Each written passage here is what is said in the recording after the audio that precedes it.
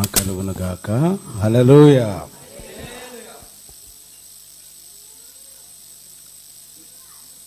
దైవజనులు మాట్లాడినప్పుడు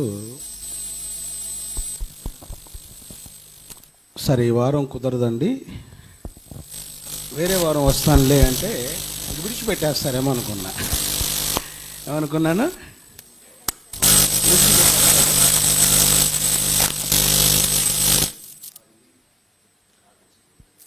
సరిగా సాంగ్ రికార్డింగ్ జరుగుతూ ఉంది మాది మినిస్ట్రీస్ తరపున. నేను స్టూడియోలో ఉన్నప్పుడు ఫోన్ చేశారు, కొన్ని కరెక్షన్స్ ఉంటే నిన్నే ఇచ్చొచ్చాం. మరి దైవజనులు రెండోసారి ఫోన్ చేసినప్పుడు నేను అనుకున్నాను, ఇది దేవుని చిత్తము. హల్లెలూయా. ఒకసారి తప్పించుకోగలం, కానీ దేవుని చిత్తానికి మాటి మాటికి మనం దూరంగా వెళ్ళకూడదు. హల్లెలూయా. మార్నింగ్ సెషన్ వచ్చేసి గుంటూరులో ఉంటుంది, ఆఫ్టర్నూన్ వచ్చేసి తెనాలి ఉంటుంది, ఈవినింగ్ వచ్చేసి పొన్నూరు ఉంటుంది. ఇది కంప్లీట్ అయినాక పొన్నూరు వెళ్తాం. 3 ప్రదేశాల్లో ప్రతి ఆదివారం దేవుని వర్తమానం అందించబడుతుంది. హల్లెలూయా. మరి నాకు ఇచ్చిన సమయంలోనే నేను నా వర్తమానాన్ని త్వరగా ముగిస్తాను. ఎక్కువ సమయాన్ని నేను తీసుకోను.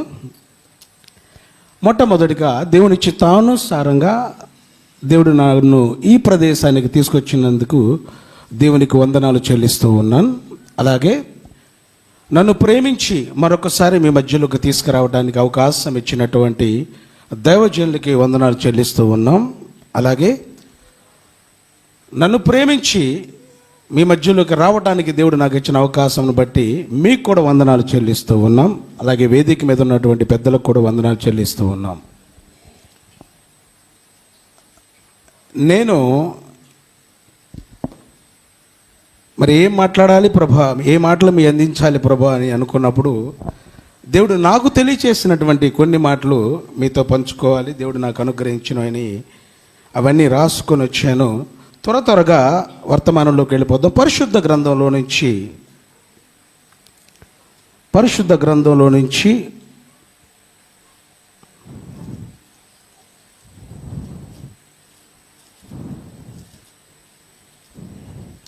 రాజులు 2వ గ్రంథము 5వ అధ్యాయము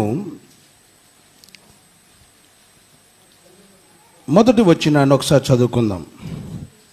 The 2nd Kings chapter 5 and verse 1. రాజుల 2వ గ్రంథము 5వ అధ్యాయము మొదటి వచనం. సిరియా రాజు సైన్యాధిపతి అయిన నయమాను అను ఒకడుండెను. అతని చేత యెహోవాయే సిరియా దేశమునకు జయము కలుగజేసి ఉండెను గనుక అతడు తన యజమాను దృష్టికి ఘనుడై దయ పొందిన వాడై ఉండెను. చాలు. 3వ వచనాన్ని చదువుకుందాం. అది షోమ్రోనులోనున్న ప్రవక్త దగ్గర నా ఏలినవాడు ఉండవలెనని నేనెంతో కోరుచున్నాను. అతడు నా ఏలినవానికి కలిగిన కుష్ఠరోగమును బాగు చేయునని తన యజమానురాలితో అనెను. చాలు. హల్లెలూయా. హల్లెలూయా. నాకు తెలిసి పాస్టర్ గారు ఈ సంఘం పెట్టినప్పటి నుంచి వింటూ ఉండుంటారు ఈ మాటలు. అంతేనా? నయమాను గురించి తెలియని వాళ్ళు ఉండరు బైబిల్లో. అంతేనా? మరి నేను కొత్తగా ఐఫోన్కి వచ్చినట్టు అప్డేట్ రాదుగా బైబిల్కి. వస్తుందా? We will not be getting an updates. ఫోన్కి వచ్చిన అప్డేట్ రాదు కదా. అంతేనా? బైబిల్లో నుంచి ఉన్న మాటలే ఒకసారి పరిశీలిద్దాం. నయమాను అనే వ్యక్తికి కుష్ఠరోగము కలుగగా ఆ ఇంటిలో పనిచేసే ఒక చిన్న పిల్ల ఏమనుకుందంట, నా యజమానుడు ప్రవక్త దగ్గర ఉండాలి. ఎక్కడ ఉండాలి? ప్రవక్త కానీ